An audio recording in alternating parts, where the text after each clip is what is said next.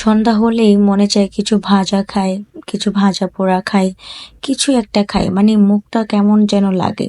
তো কিছু না কিছু তো খেতেই হয়, সুতরাং সবসময় চেষ্টা করি চাটা পুরি টুরি খাওয়ার। আমি যেহেতু ভাজা পোড়া একটু বেশি পছন্দ করি, আমি জানি এগুলো অনেক ক্ষতি আমাদের স্বাস্থ্যর জন্য, বাট আমার কাছে এগুলোই ভালো লাগে। আমি কি বলবো, মানে আমার কাছে সবসময় এই যে ভাজা পোড়া মুড়ি, তারপর হচ্ছে পুরি, পেঁয়াজু, আলুর চপ, মানে ইত্যাদি ভাজা পোড়া যেগুলো তোমরা বলবে এখন যে এগুলো অস্বাস্থ্যকর খাবার, বিশ্বাস করো আমার এই অস্বাস্থ্যকর খাবারগুলো অনেক ভালো লাগে। তো আজকে যেহেতু ভাবলাম যে সন্ধ্যাবেলা তো সবসময় চাটা পুরি টুরি খাই, আজকে একটু অন্যরকম ভাবে খাওয়া যাক মুড়ি ভর্তা মেখে।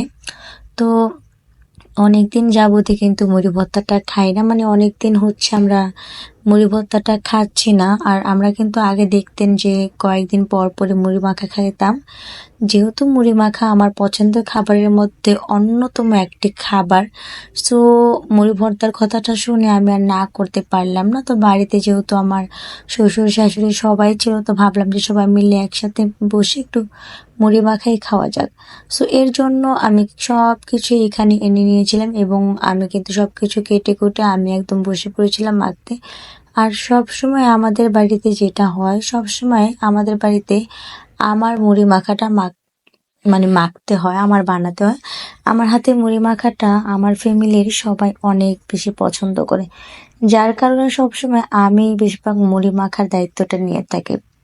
সেটা হোক রোজার দিনে, সেটা হোক অন্য সময়ে, সবসময় আমার কাঁধেই এই দায়িত্বটা আসে মুড়ি মাখার। যাই হোক, এখানে আমি খুব সুন্দর করে মুড়িটাকে দেখতে পাচ্ছ আমি মেখে নিচ্ছি। আর বাই দা ওয়ে, কে কোথা থেকে আমার ভিডিওটা দেখছো এবং আমার মুড়ি মাখার ভিডিওটা কার কার ভালো লাগছে অবশ্যই আমাকে কমেন্টস করে জানাবে। আর হ্যাঁ, একটা কথা না বললেই নয়, আমার মতো কে কে মুড়ি ভর্তা পছন্দ করো এটাও কিন্তু আমাকে কমেন্টে জানাতে একদম ভুলবে না।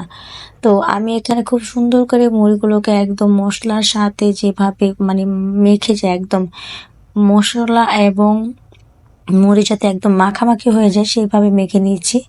যদিও আজকে মুড়িটা একটু বেশি পড়ে গিয়েছে মশলা থেকে, আমরা যেহেতু একটু মশলাটা বেশি পছন্দ করি, তো সবসময় চেষ্টা করি যে মুড়িটা একটু মানে মশলার সাথে মশলাটা বেশি থাকার এবং মুড়িটা হচ্ছে কম থাকার। বাট আজকে যেহেতু মুড়িটা একটু বেশি পড়ে গিয়েছে, বাট ব্যাপার না, বিশ্বাস করেন খাচ্ছি আর এত ভালো লাগছে মুড়ি মাখা। কত দিন পরে যে আবার মুড়ি মাখা খাচ্ছি সেটা বলার বাহিরে।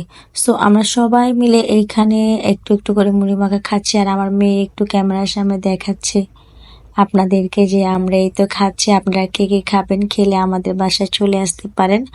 আমরা কিন্তু অনেক সুন্দর অনেক মজা করে মুড়ি মেখে থাকি। যাই হোক, আর কথা বাড়াবো না, সবাই ভালো থাকবেন, আল্লাহ হাফেজ।